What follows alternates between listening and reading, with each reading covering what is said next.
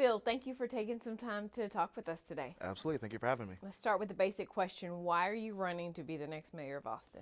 Absolutely. I'm born and raised here in Austin, and I just sort of thought about the Austin I grew up in and how we interacted with the city, how we interacted with other people.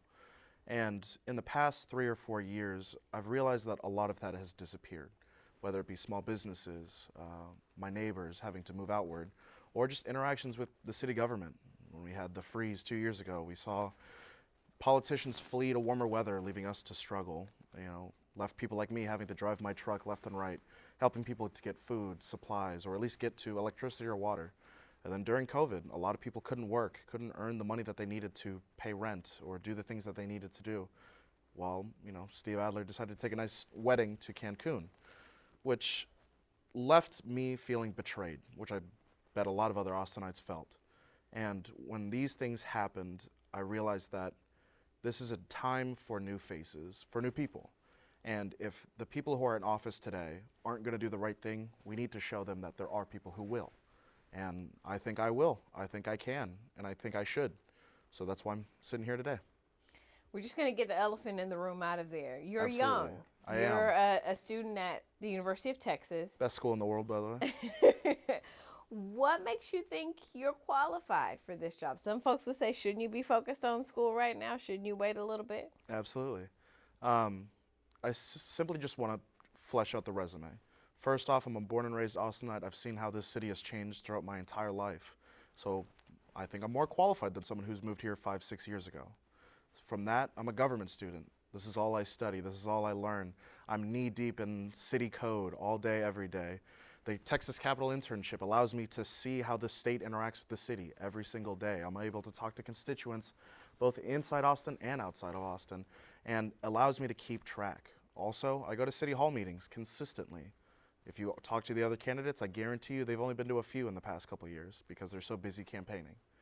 My position as a student as well as an Austinite has allowed me to consistently see the problems that keep popping up.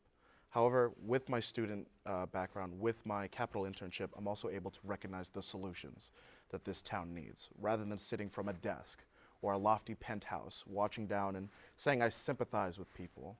The reason I feel that I am most qualified is because I actually live these problems. I have 4 roommates and we share 2 bathrooms. Our doorknob fell off a couple earlier this month.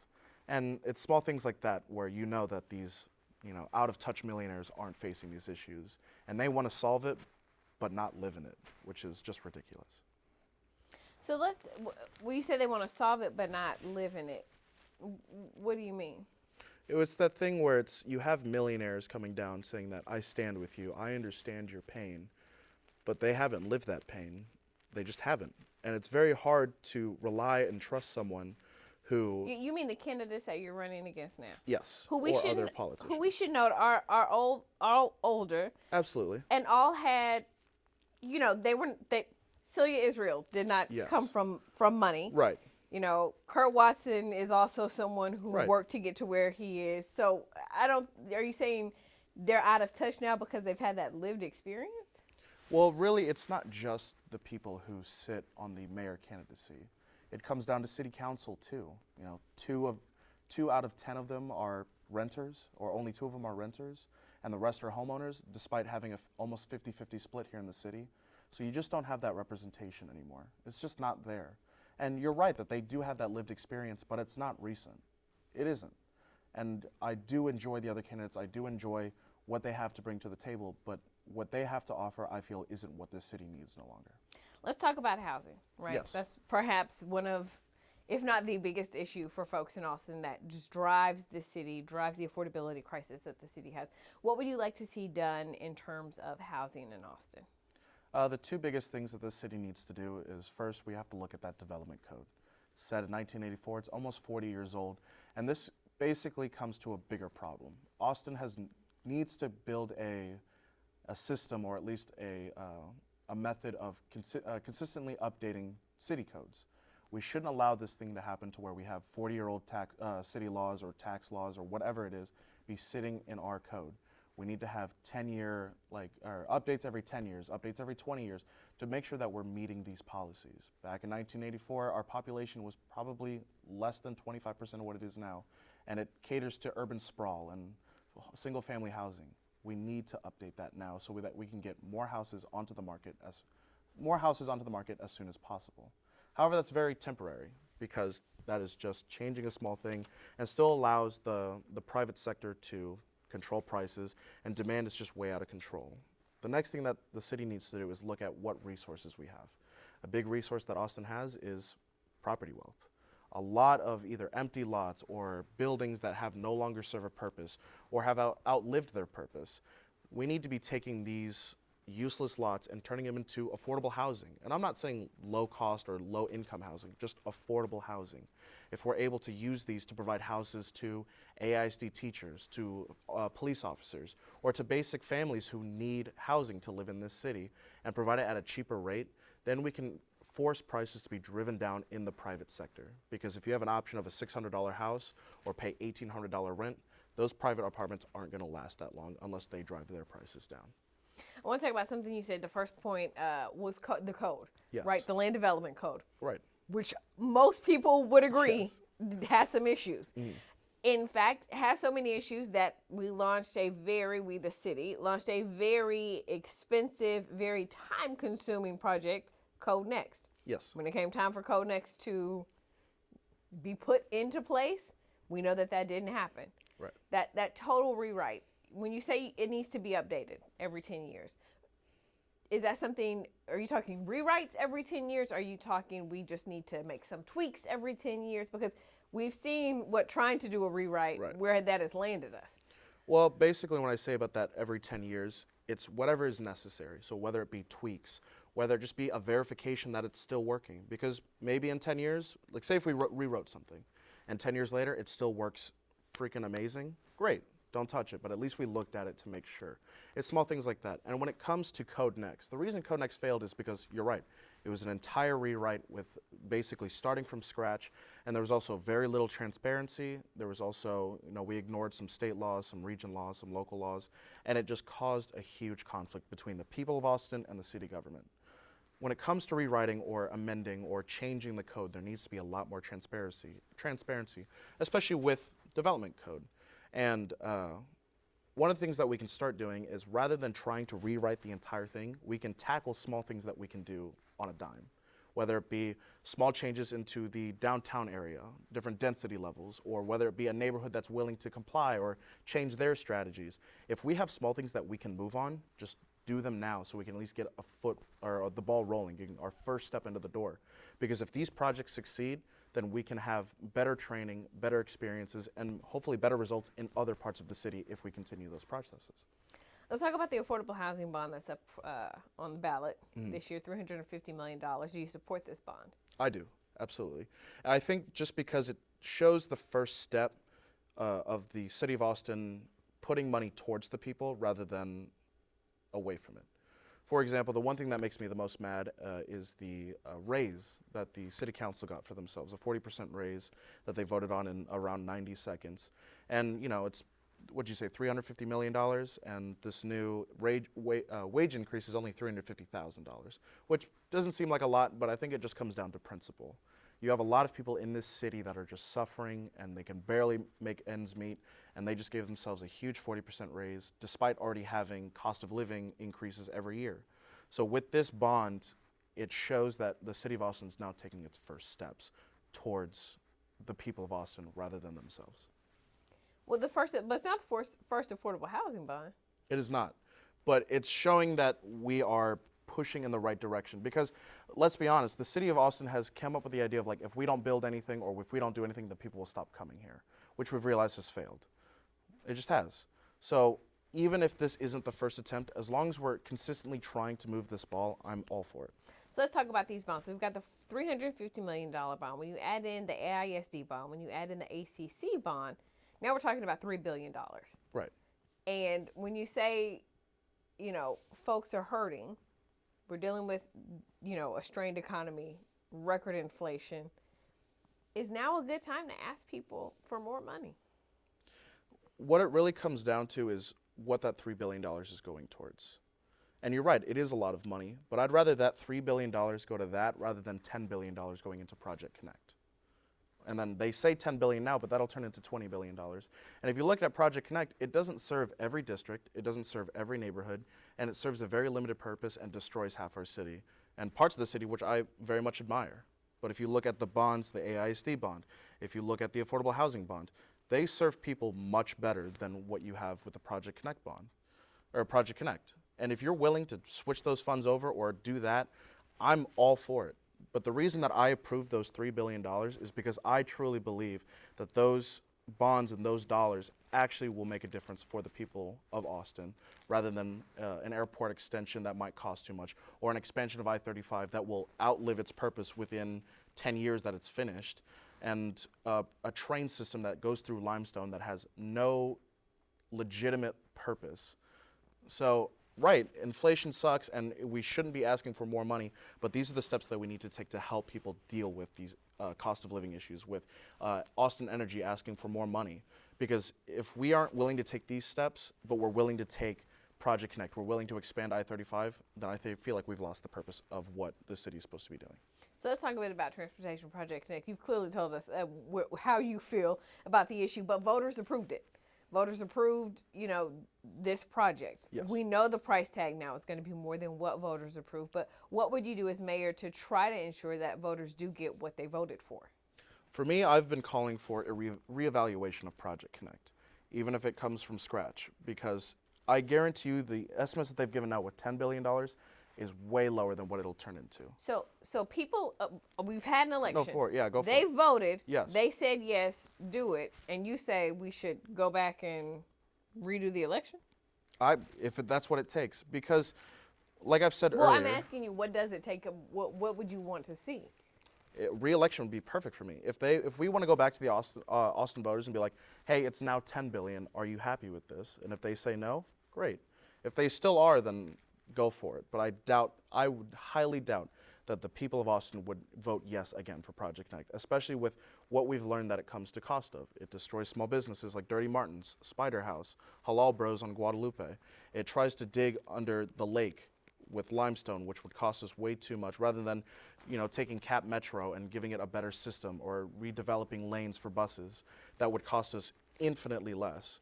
So if we're able to take Project Connect and show the flaws and the transparencies, if you brought it back to re-election, which I would gladly do, I guarantee you it would not pass again. 100% not. So what would you like to see in terms of transportation in the city of Austin?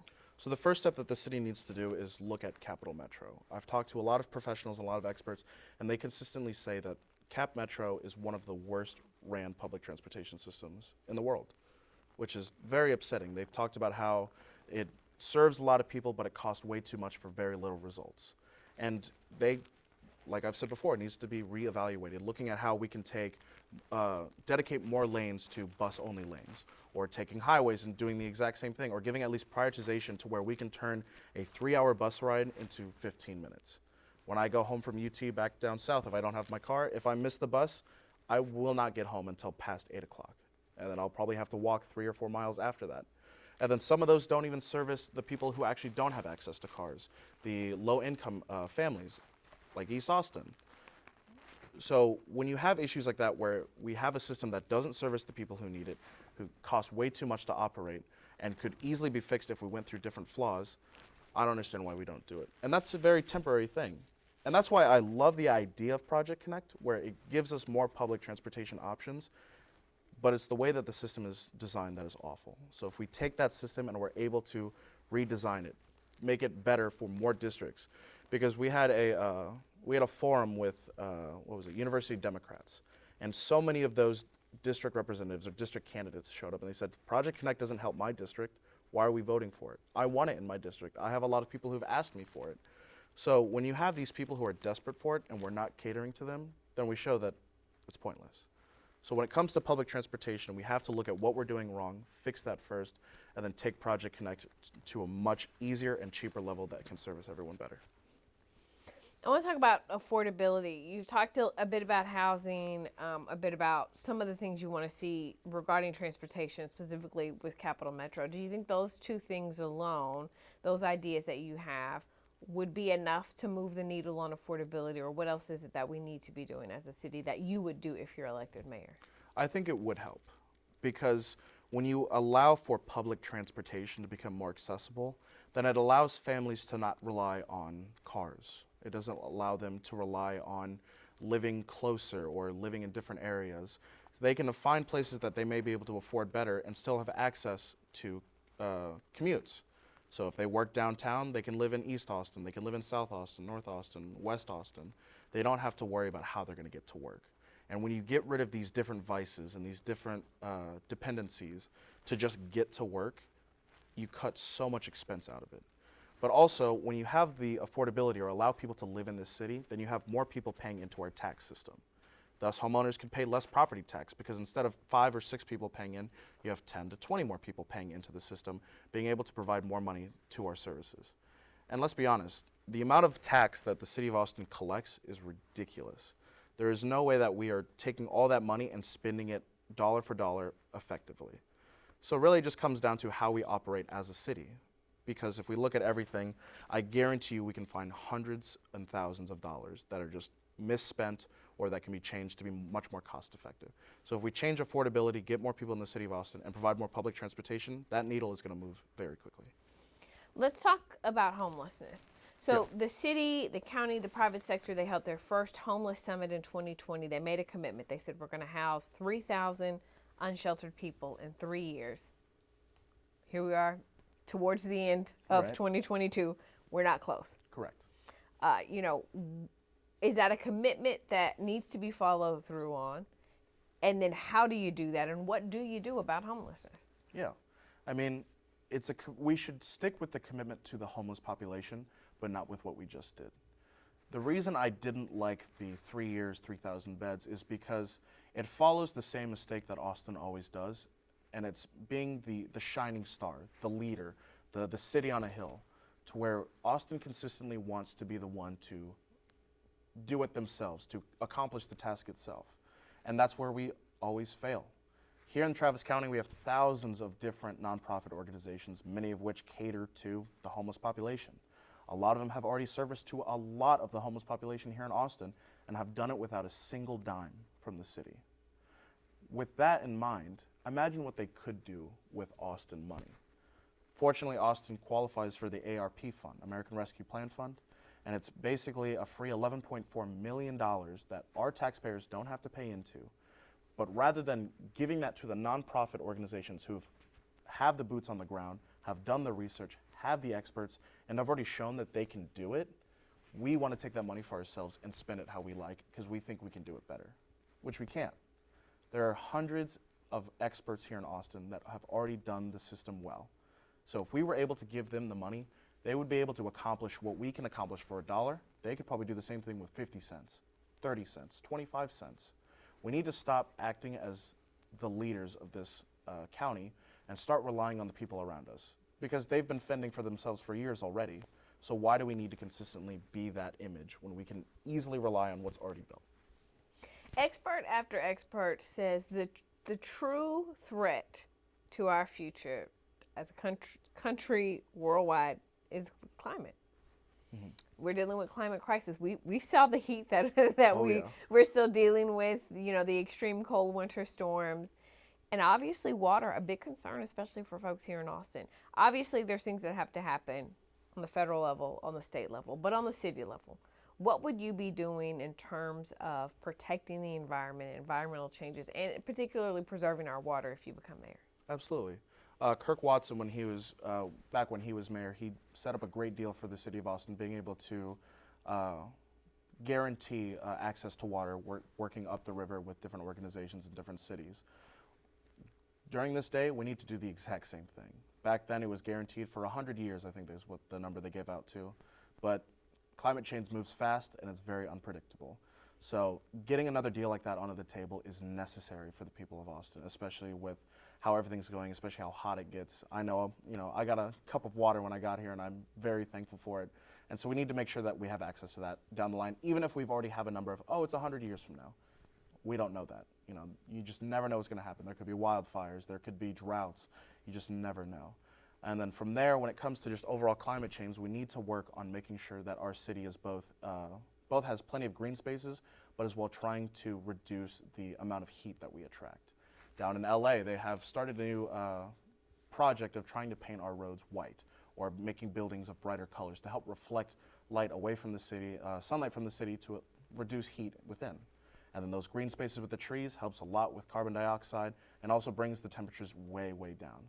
The city of Austin has already done that with Zilker Park and the green belts out near Mopac. We just have to keep that up to make sure that we can survive as a city. And you're right, when it comes to, it relies a lot on the federal level as well as the state level because, like I said, it's a team project. We can't do it all ourselves. But if we stop doing what we're doing, then the whole system fails. Tell us what sets you apart from the other candidates. What makes you different? What makes you the best person that voters should choose? I'm the new face of Austin. I am a renter. I work 3 part-time jobs. I basically work paycheck to paycheck. I balance my schedule. I drink coffee because I only get 5 hours of sleep a night. And that's what I do. I live the Austin life like everyone else does. I don't have $1 million home. I have to drive myself. I have to, make sacrifices. I have to go to Costco to buy in bulk because I can't afford Whole Foods and, organic stuff. And it's a lot of the same things that our fellow citizens deal with on a daily basis. I can't get millions of dollars into my campaign. I can't get hundreds of thousands of yard signs and T-shirts made on a dime. I am a person for Austin. I represent the real people of Austin who have consistently been ignored for too many years.